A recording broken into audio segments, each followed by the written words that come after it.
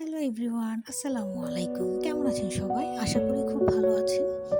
আজ আমি আপনাদের জন্য নিয়ে এসেছি নতুন একটি খুব সহজ রেসিপি, সেটা হলো বেগুন ভাজা। চলুন তাহলে পুরো ভিডিওতে চলে যাওয়া যাক। প্রথমে আমি 4টি বেগুন কেটে নিয়েছি, কেটে ধুয়ে রেখেছি। এই 4টা পিস দিয়ে আমি বেগুন ভাজি করব। সেজন্য আমার খুব অল্প মশলা লাগবে, হলুদের গুঁড়া, মরিচের গুঁড়া আর অল্প কিছু লবণ। আমার ভিডিওটি যদি ভালো লেগে থাকে এবং আমার চ্যানেলের আপডেট যদি পেতে চান, তাহলে অবশ্যই আমার ভিডিওতে লাইক দিয়ে সাবস্ক্রাইব করে আমার পাশে থাকবেন। এবার আমি এতে কিছু লবণ দিয়ে দিলাম। প্রথমে আমি লবণ দিয়ে দিচ্ছি। এখন আন্দাজ মতো হলুদের গুঁড়া,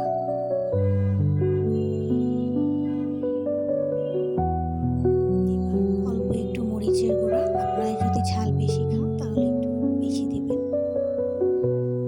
আমি অল্প খাই তাই অল্প দিয়েছি।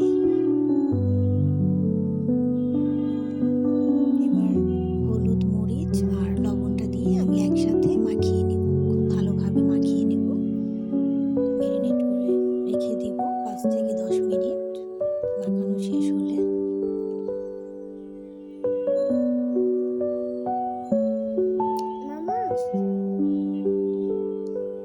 আমার মাখানো শেষ। এবার আমি এটাকে ভাজার জন্য নিয়ে যাব। আমি চুলায় একটি প্যান বসিয়ে দিয়েছি এবং এখানে এখন আমি একটু তেল দিয়ে দেব। আমি সরিষার তেল দিচ্ছি। সরিষার তেল দিলে বেগুন ভাজাটা ভালো লাগে খেতে। আমার তেলটা যখন হালকা গরম হয়ে যাবে তখন আমি বেগুনগুলো দিয়ে দিব।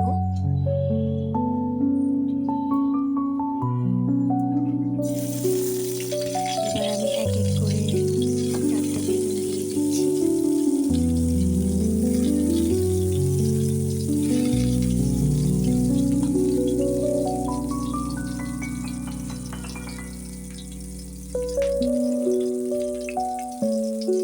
এক পাশ হয়ে গেলে তারপর আমি উল্টে দেব।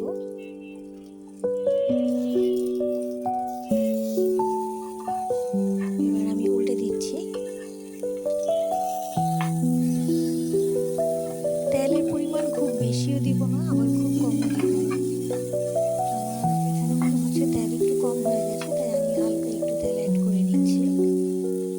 খুব বেশি দিলে হয় বেগুনটা নরম হয়ে যায়, ভেঙে যায়। আন্দাজ মতো আপনারা দিয়ে দিবেন তেলটা।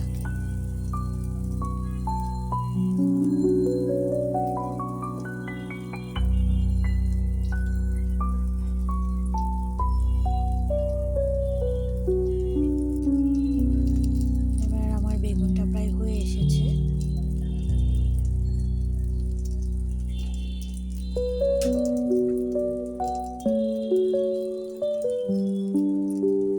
আমার বেগুন ভাজা হয়ে গেছে।